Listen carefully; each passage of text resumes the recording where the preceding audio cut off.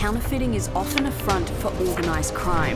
Fake medicines costing about 10 crore rupees have been seized. If it's not real, it won't last. Buy a fake product through a video by like one click. Counterfeiting is nothing but stealing from the original creator. Margins of like 40, 50, 60, 100 times more. You can be a victim of your own success as a brand owner. I here represent as a common man.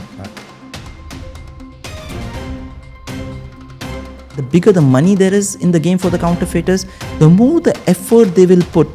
What is the cost of losing someone's trust? We are facing a very well-organized criminal enterprise. It's very difficult to put up a finger and say this is the value. Consumers don't even know that they are buying fake products. See, if you want to win, we need to have a seamless technology. Imagine paying top dollar for your favorite luxury product, only to realize that it is not genuine. Yes, counterfeiting is a big problem in today's world. And today in this podcast, we will be touching upon this very sensitive topic with industry experts such as Ajay. Ajay is here with me from TRDS. Ajay will tell us more about the company, but what we are going to talk about here in this podcast is the sensitivity of the subject and how it is literally destroying our industry. Ajay, welcome to the show. Thank you so much, Vivek. So, when we start talking about genuine products, real products, let's get a little candid and say, how important is real for you? How important is genuineness for you? See, real is everything. Yeah. I mean, from friendships to relationships to products to people to business. If it's not real, it won't last. As simple as that. Of course. So, Ajay, we are going to talk about a very sensitive subject of counterfeiting and genuine products. It is one of the biggest menaces in today's time. Manufacturers, people who are spending their lifetime making products which are original, which are their own creation, are facing this problem of counterfeiting. And since you are running a big enterprise in liquor space, and liquor space is one of the, I would say, one of the most affected business of counterfeiting. First, tell us more about TRDS. So TRDS, yes, liquor is one of the aspects, but we do a lot of other products as well. So when it comes to general products, or for that matter, luxury goods, we're also into that segment. And yeah, genuinity is a major cause of concern. I mean, if I would like to begin from that perspective, I feel counterfeiting is nothing but stealing from the original creator. And that is unacceptable. You're taking away someone's hard work. You're just copying something, reverse engineering it. You don't even have the copyright designs. It takes somebody very cruel to actually do that.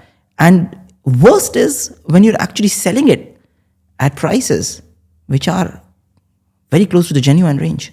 This is when things really, really, really get unacceptable, because the consumer really cannot figure out what's happening. He doesn't know what has he bought, and that is dangerous. Obviously. So what all products does TRDS deal with besides liquor? So you can tell us more about your company. Sure. So TRDS is a 5-year-old company. I established it during the COVID era, and I've got extensive experience in the liquor space. I'm the keeper of the Quake, as an example. I've been honored by the Scotch whiskey industry directly in Glasgow, as an example. Apart from that, I've been involved with luxury goods for over 2 decades. So when it comes to genuine products, whether it's tobacco, whether it is liquor, whether it's luxury goods, watches, handbags, I mean, that is where all of this really, really matters. And TRDS, as TRDS, we're not bound by one particular industry. Where luxury is, we are there. Where people are having a good time, we are there. Awesome. So can you share some real example of how counterfeit products have entered your supply chain? Just give real examples of the products that you are dealing with, how in real time, how they affect your industry. Well, luckily, because we understand counterfeiting so well, we only deal directly with the principals. That is one of the philosophies of TRDS, that we only deal directly with the manufacturers, the brand owners themselves. Now that gives us a major advantage. We know that the product is genuine, and we've got invoices to show directly to any of our customers. But saying that, there is a problem in the space. As an example, there are products which are easily counterfeitable. The more popular the product, especially in the liquor segment, the easier it is to counterfeit it. Especially if it's something like neutral spirit, grain neutral spirit as an example, vodka. I'll give you one example. Vodka, you distill it a few times. It's very difficult to differentiate by most consumers whether they're buying a genuine product or they're actually buying a counterfeit product. They wouldn't come to know. Wow. So I just want to ask, as a company, what methods does TRDS take currently to make sure that you're receiving a genuine product? Is it the paperwork? Is it some checks that you have in order to make sure that what you're receiving is genuine? So when the organization was first formed, there was clarity when it comes to the mission or vision that we deal with genuine products only. And the easiest way to ensure genuinity is to deal directly with the manufacturers. So that assures us and that assures our customers as well.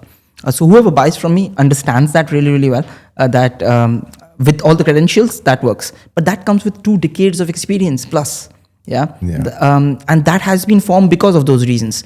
Now, would an average new entrepreneur understand that? Absolutely not. Will he get fooled?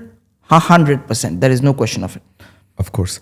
Have you ever come across a genuine or a real situation where you had a non-genuine product come in? Oh, yes, many times. I gave one example of a vodka today. I don't want to name the brands. Obviously, that would be against a lot of things. But yes, vodka is a major problem. Whiskey is a major problem. The more popular the brand is, the bigger the volume, the easier it makes sense from what I call a supply chain perspective. Once the quantities or the volumes increase, there is real profits to be had. And there's this whole equation around this. Because your volumes are bigger, the break-even point becomes easier. And once the break-even point becomes easier for counterfeiters, that's when the entire thing goes. So you can be a victim of your own success as a brand owner. Amazing. So I here represent as a common man. I represent a consumer here through this podcast. And also as a filmmaker, I understand how big a problem counterfeiting is. And there are companies, and we represent VCQRU here through this podcast. So technologies like nanotechnology, technologies like QR code on products is what the company deals with. And how important do you feel that, if you had something which is like a label or something like a QR code or a nanotechnology on every product that you receive, as a trader, how important do you feel something like that could be? There are a few things which actually this technology would bring in, if done right. So one of the things it does is that it traces back the origins and the movement of the product. Now, genuinity is important. The movement tracking, that traceability also plays a very, very big role.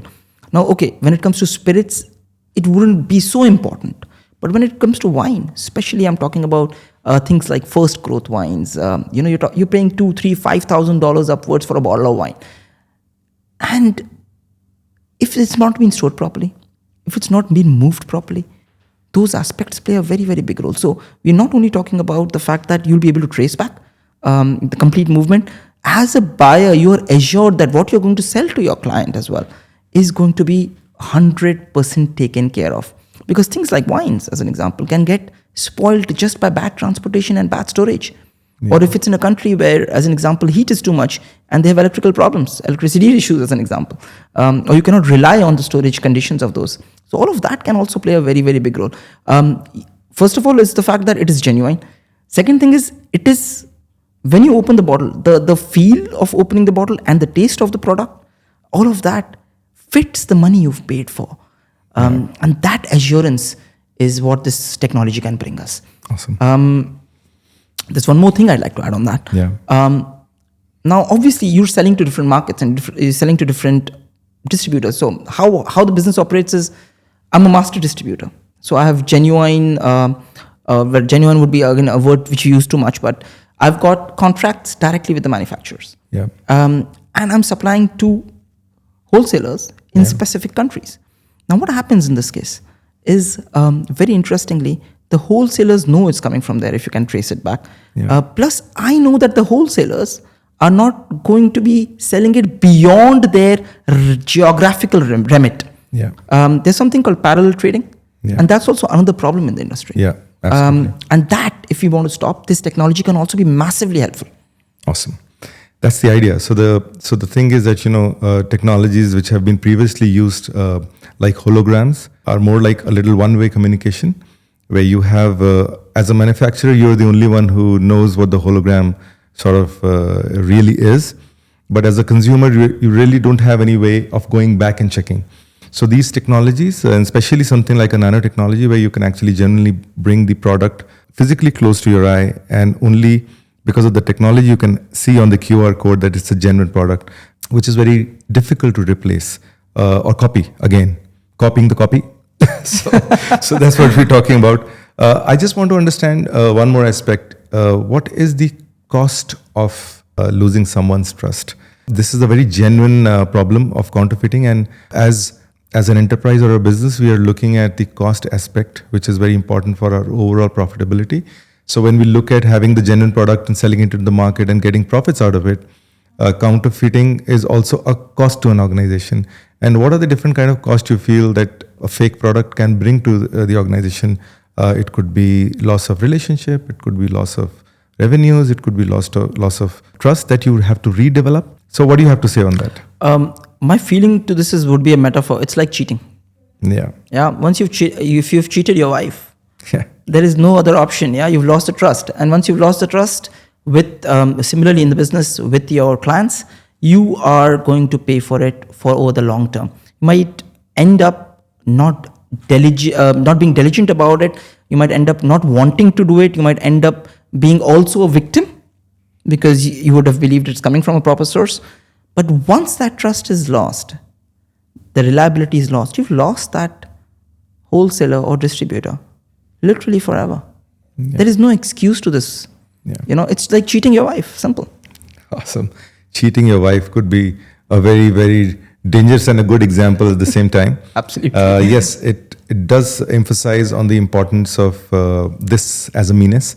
So, companies like, we're talking about VCQRU here, which is working on this particular problem. And as we talked about the QR code being on every product that you receive, and the technology not only telling the consumer just with a click of a button or just by scanning that QR code that the product that you're using is genuine, it is also telling the batch from which the product actually came. And because it's a reciprocal process, now the moment that click happens, it is not only telling the consumer that that's a genuine product, but also the manufacturer that where all the products are being sort of consumed and used. So do you think as a trader or as a manufacturer, technology like this can work in more ways than one? Absolutely. Not just telling about the genuineness of the product, but also knowing where all your products are being used. And 100% placements make, as I mentioned before, placements make a big difference. Wholesalers have a remit to where they can sell, or distributors have a remit to where they can sell. So goods moving into the wrong markets can be controlled. But I'll tell you one more genuine issue related to this problem. So many times the product is genuine, the look of it is genuine, the box is genuine, the bottle is genuine. All right? But it's refilled. And there are great technologies to refill. Now, what this technology requires or is expected to do is that once the QR code is scanned, it says that the bottle has been opened by the consumer. Yeah. Now, this genuinity that the consumer knows that even if it's a refilled bottle, it will not pass to him because he can check, that changes the entire game. But of course, you got to continuously evolve the technology. You got to have continuous improvement plans on the technology. What we've noticed is every time a new technology comes in, the counterfeiters go one step ahead. So what we need to do is to be able to stop them in their tracks and say, listen, this is what you call hands up. You're not getting anywhere. Yes. So I had a real example. I was talking to someone recently, and this was something which was pointed out, that what if I'm able to just copy that QR code and start my own batch of production? So it's very easy to copy, right? I mean, you can always just click up and just recreate that QR code and start your own batch. But the beauty of this is because this is not just a code which is printed like a hologram. This is a code which has a software attached to it. So the moment you're going to copy it and try and scan it, it will immediately trigger to the manufacturer that it is being clicked twice.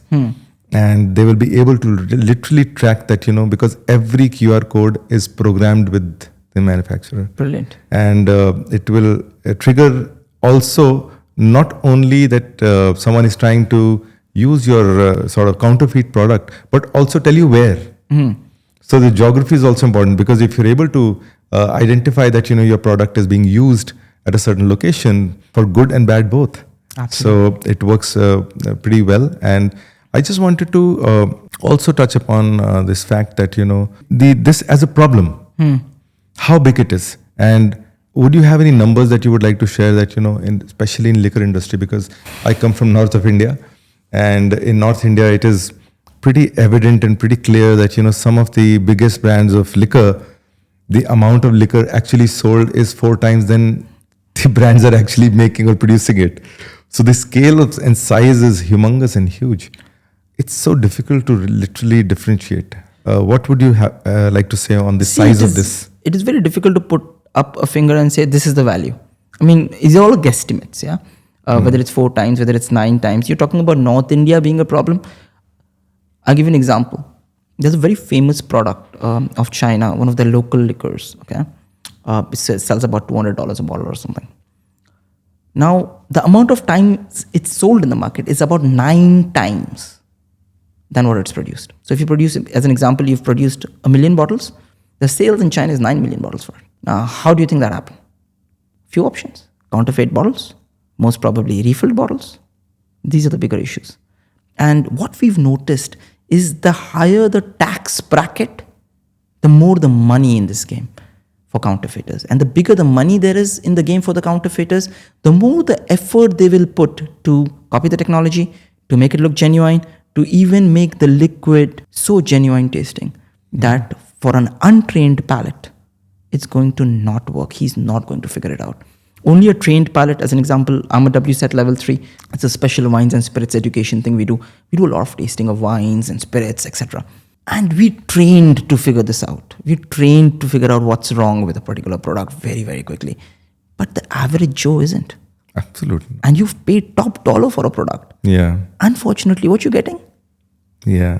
This is the issue. So yeah, I mean, the size of the market is huge, as big as the size of the market, of course. So I just want to also touch upon this fact that, let's get real and understand that, okay, now if a manufacturer had this as a technology on every bottle that they sell or every product that they are producing, what number comes to your mind, or, what percentage you would think that it would affect in catching the real culprits, or how much of, do you think, how it would genuinely be able to catch the counterfeits in the market? See, just like there is anti-missile technology, there is then better missile technology in defense, right? Yeah. Similar ways, you've got this problem.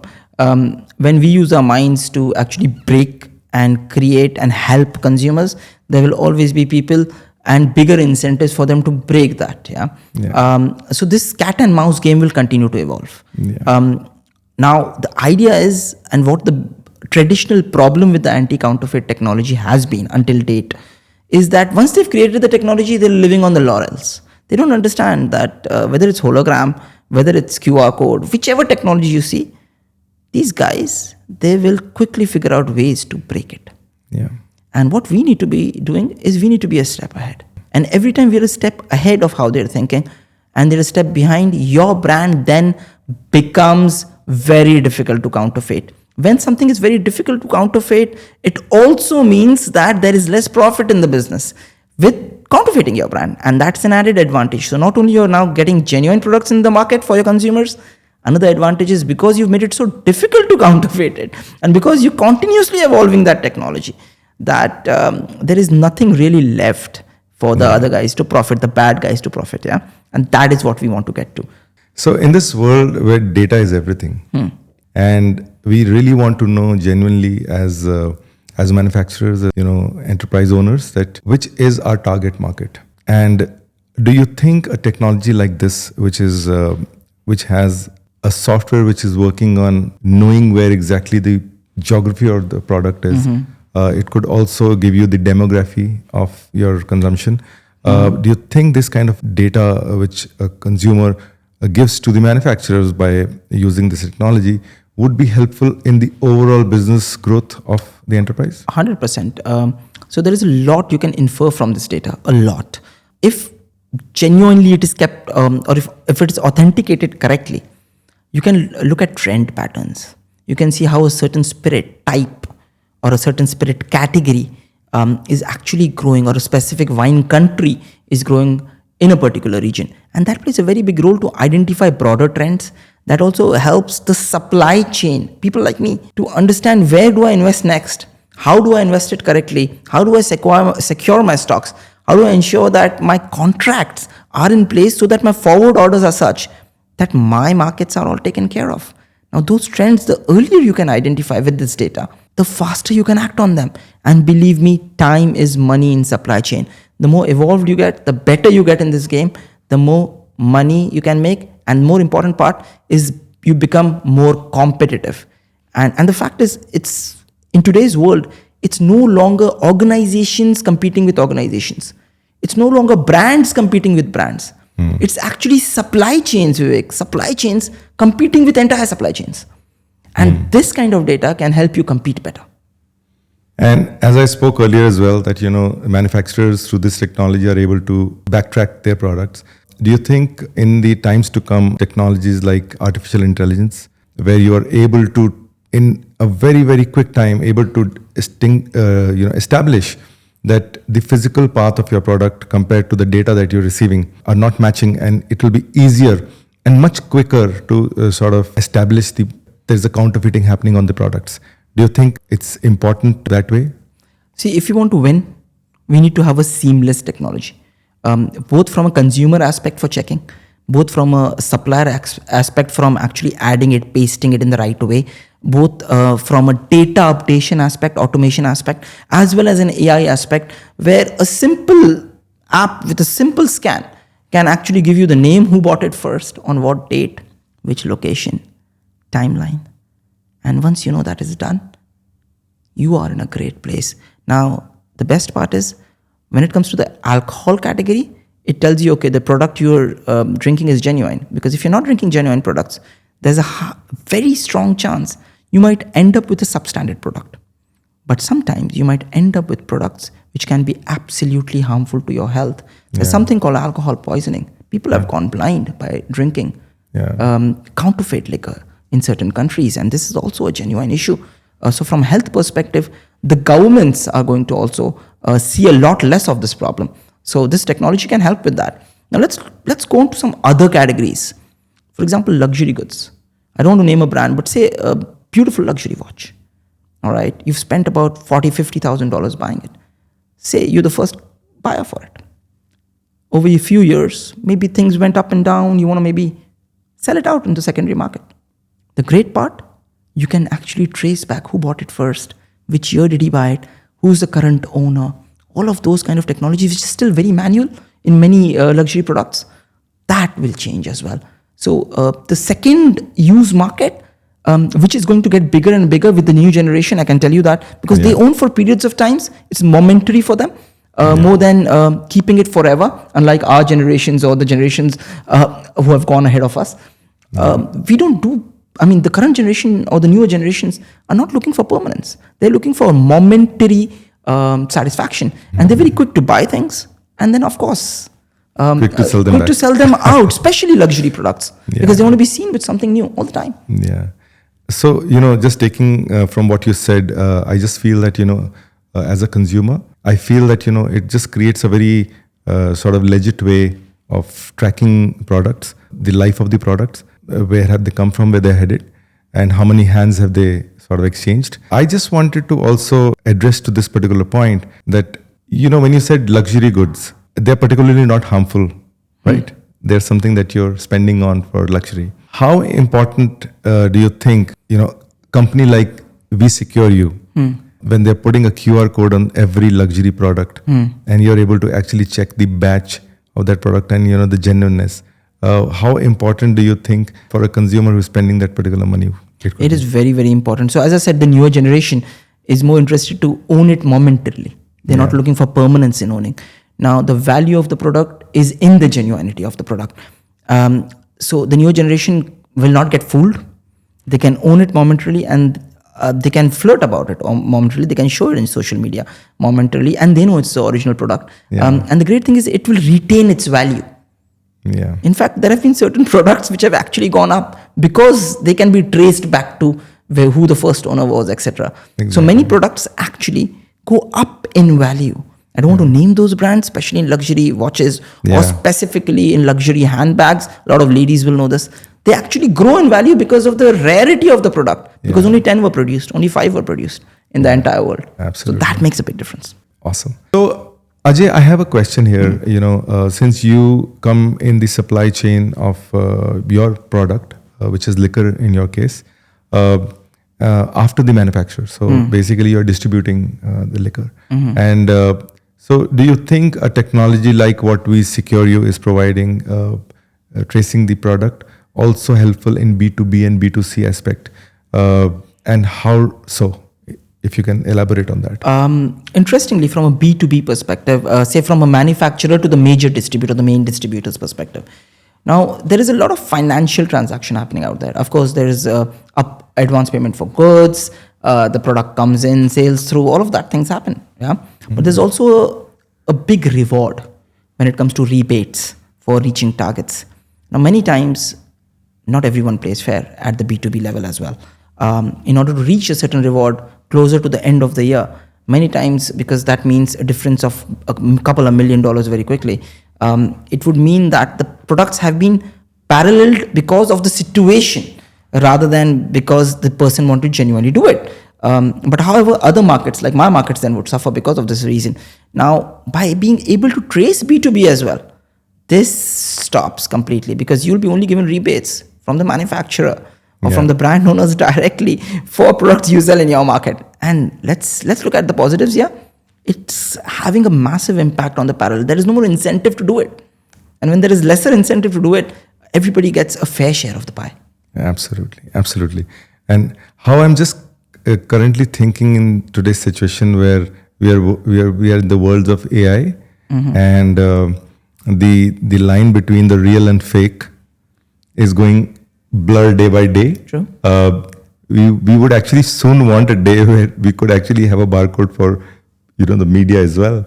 If you see a video today, if you see a film today, you really would think that whether these characters are real or they are AI created. Imagine a world where we are talking about products, but the way the technology is going and the way the world is changing rapidly, it would be happening soon for AI as well.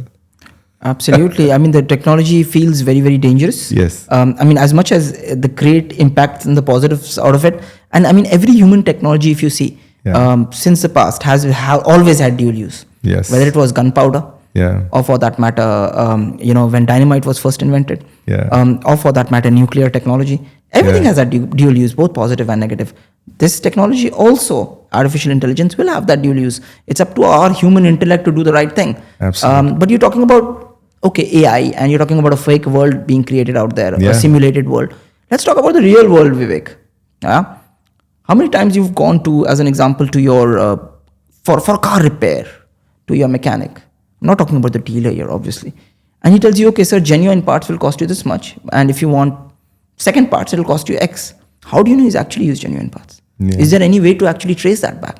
You're just depending on the word, right? Yes. It's his word against yours, or it's what happens later, isn't it? Yes. That trust comes over a period of time. Absolutely. And why are we in today's generation, at today's time, with such great technology move, that we're still depending on a basic human-to-human trust and hoping that you're not being cheated? The more you say this, I come to the point where companies like VCQRU are coming out with a product to, bandage that or cover that for you. Because in this example, if you're able to just scan the part and the QR code and exactly know that it is coming from this batch and this manufacturer, that's what we're talking about. And plus, I mean, it's a car. You're driving it at about 100 miles an hour sometimes, 120K in Dubai in most roads, Now you're talking about very dangerous situation if things go bad.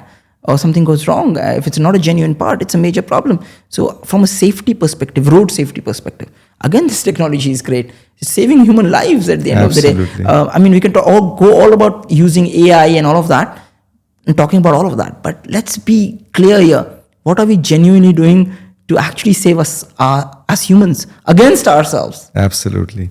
And that's what we are trying to solve here. With a technology like nanotechnology, with the QR code and the technology that VCQRU is providing here. So as closing lines, I would like to ask you a question which is, let's say, the real deal. If you as a trader, as a manufacturer, use a technology like VCQRU, how quickly would you pounce on an idea like this? Because the fact is that as we speak, we all know the importance of genuine products. We know the meanness counterfeiting is. Still, we do not see many products coming out with traceable technology like what VCQRU is doing. So the more we sort of have this word out, assume that more people will get interested in this. So as a manufacturer or a trader, how quickly would you pounce on an idea like this? Fantastic. See, when it comes to distribution, we come what we call at the downline rather than at the uptrend. And the fun part about this is when we're coming in the downline, you're dependent on the manufacturer for a lot of things. But to close in with the manufacturer, to actually push them to look at this technology more genuinely, even if it adds a little more cost and take up those costs, can also play a very big difference. But it's very important that it's done universally. Absolutely. This is very, very important. If a manufacturer cannot do it universally, the effort you put locally has very limited impact. Absolutely. Because parallel is a real problem in this world. And saying that, let's go back a few decades. When the first time the barcode technology came, so there was a lot of printing of barcodes at retail level, and those barcodes were then added into the computer system to help retailers be able to sell faster, have shorter queues. Over a period of time, it became a genuine issue, and you needed to hire so many people to actually do this job for you. As you increase the number of merchandise you sell on a daily basis, and you improved your service levels, that impacted, again, costs. But once this was brought forward to the manufacturers, guess what happened? They started actually printing EAN barcodes, European article number 13 or UCC8 on their product. And guess what? The scanning technology changed forever. Similarly is the RFID technology. So all of these technologies are of genuine use when the manufacturer gets involved. Absolutely. And it's only for people like you who can become a voice for a technology like this to the manufacturers that, since you receive a genuine product, you pass on a genuine product. So you are at a very pivotal stage, I would say, sandwiched somewhere between, the manufacturer as well as the real consumer. So closing lines. So this technology is not only limited, I will say this, to tracing, say, where the products come from, to ensure that to the consumer that the product is genuine. This technology is only not limited to that. Now, if you look at it very carefully, look at the regulatory authorities carefully, look at the customs authorities as an example. Look at the tax authorities. Many of these products, luxury products, are taxed heavily. Whether it's alcohol, whether it's some of the other luxury products like watches, they're taxed heavily. How do these regulatory authorities ensure that, genuine tax has been paid for this? Whether it's, say, for example, GST in India, whether it's VAT somewhere else, whatever you call them, how do you ensure that genuinity is there? That tax has been paid, and that can easily be traced back again through this technology. So it's not only about the manufacturer, it's not only about the consumer. This is also about regulation, about compliance, about ensuring that products are ethical. And they're ethically following the supply chain and ethically paying the government its due. So I can safely and easily say that in this era of flooded counterfeit products, we have a company like TRDS looking genuinely towards solution like what VCQRU is providing in today's 100%. Time, giving the nanotechnology to the consumers, giving actually the power in the hands of the consumers to trace back the roots of the product that they're genuinely spending their money in buying. So I would say that, we have a partner today. Fantastic. Not in the crime, but in a fight against counterfeiting, I would say. Yeah. And thanks a lot, Ajay, for being on my show. Pleasure's all mine. So as a consumer, as I said, I started this podcast by saying that I'm a consumer from the point of view of a consumer, a filmmaker, a storyteller. I'm I'm very genuinely intrigued in knowing about the subject, and the size of the problem is huge. Absolutely. The scale of the problem is huge. But it's important that when people like you come forward and understand the problem, and also companies like VCQRU come forward and say, okay, hey, we have a solution, the world becomes a better place. Oh, 100%. How I see it is, I would rather pay $1 more for a product or $5 more for a special technology, especially when I'm spending $500, $5,000 or $50,000 on a product.